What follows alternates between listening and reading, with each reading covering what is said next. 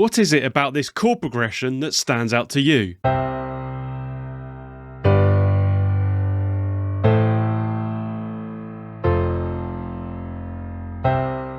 There's something hidden in plain sight that will transform how you think about your own chord progressions. So in this video, I'm going to reveal what this simple secret is, how you can take advantage of this regardless of what instrument you play, and how this can change the feel of a song in any genre. But first, let me show you the 3 lines that can be drawn from the most basic of chords, the triad. Simple chords you may be familiar with, such as major and minor, are triads. They have 3 notes each, which when played together create the sound of the chord. The bottom line or lowest note is called the root, tonic or first. The middle line is called the third note. This note provides the quality of the chord. A third is used in major chords. In minor chords it is called a flat or minor third. The top line is known as the 5th note. For example, the C major chord has the notes C, E and G. C is the root or tonic, E is the third and G is the 5th.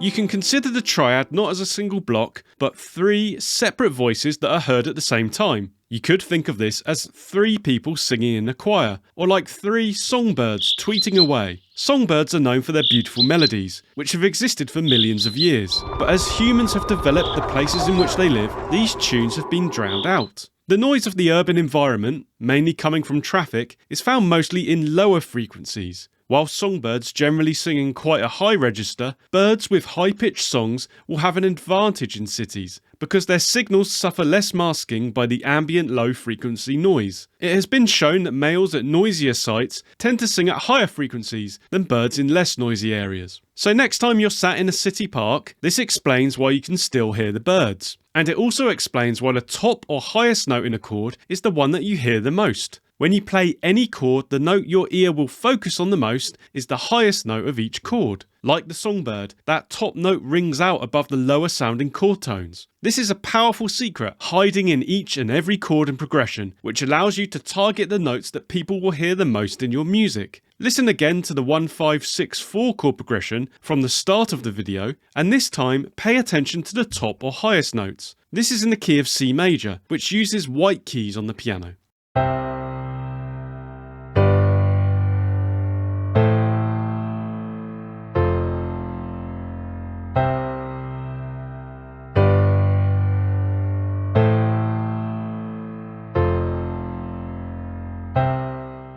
You're now aware of these high notes, but how can you take advantage of this? The good news is that it's really simple and doesn't require any new chords. Imagine you've gone back home after listening to the birds in the park. You settle down in your favourite chair in your favourite room. The type of furniture and its position in the room is pleasing to you. It's safe, comfortable and familiar. But what if there was another way to lay out the room? Now, you move a chair to a different corner, or place the couch against a different wall. The room still has the same furniture, but the arrangement has changed, creating a new look and feel. You can think of your basic triads in the same way. The room in its most familiar arrangement is like a chord in root position. This is what the previous example used. The lowest note was the root or tonic note, the highest note was the 5th. The rearranged room is like a chord inversion. You're using the same notes but in a different order to create a variation of the chord. This means that for every triad you have 3 possible notes to use as the highest standout note. Changing the highest note in a chord like this isn't strictly a chord inversion, as chords are usually defined by the lowest bass note, and in these examples the bass notes aren't changing. If this seems confusing or contradictory, don't panic. Just know that you can play any note in a chord as the highest note to highlight it. This will give your chord progressions a new look and feel without having to learn any new chords. For example, let's look again at the 1-5-6-4 progression. The first version will be in root position, as you've already heard. The second version will use a high note that descends. The third version has a top note that rises up.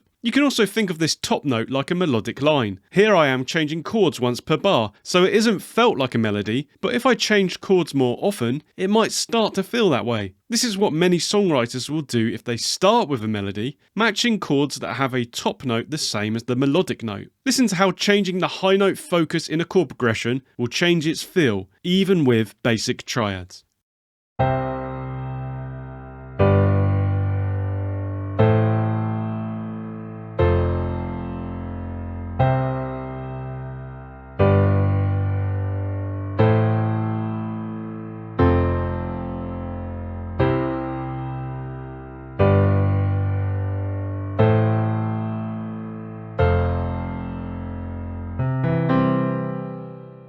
I've provided some examples using the piano roll, but these are just notes I'm showing you, so you can apply this to any instrument that you like. If you want to go deeper with more guitar-focused examples, then head over to writeasongpodcast.com and watch the video with the same title as this one. Link is also in the description. So you can change the feel of a progression with chord inversions, much like moving furniture in a room. But what if you move the furniture around and you still feel like something is missing? What do you do then? Well, you're not going to get rid of your sofa or the TV unless you are after a radical change. But what if you painted one of the walls a new colour, or put up some new curtains or blinds? The room and the furniture hasn't changed, but you've created a new focal point that could dramatically alter the feel of the room. This is the role that a new chord type can play to a progression, and all it takes is a single added note to a chord, like a lick of paint. If you add this as the highest note, you know that it will stand out more and have a bigger impact. A lot of what makes musical genres have distinctive sounds is the use of particular chord types. For example, many people associate seventh chords with a jazzy sound. So in order to redecorate the existing 1-5-6-4 progression with a jazzy feel, all you have to do is add a seventh note and make it the highest in the chord. This note will change for every chord. If you're not sure what a seventh note or chord is, you can experiment with adding any note from the scale of your song to a triad in your progression. If you like the resulting sound, then keep it. If not, then try another one. Trust your ear and go with it. Here's the 1-5-6-4 example again. I'll play it once with standard triads and then with the seventh chords. This creates the top line with the notes B, F, G and E. Listen for the change in feel this brings to the progression.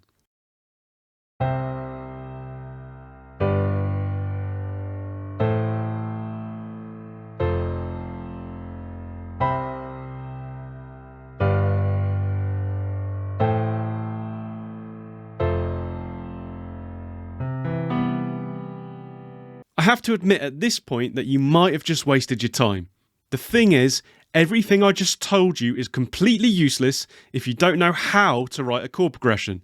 Watch the video on screen next to learn how easy it is to write your first chord progression, and you'll be making those high chord notes sing in no time.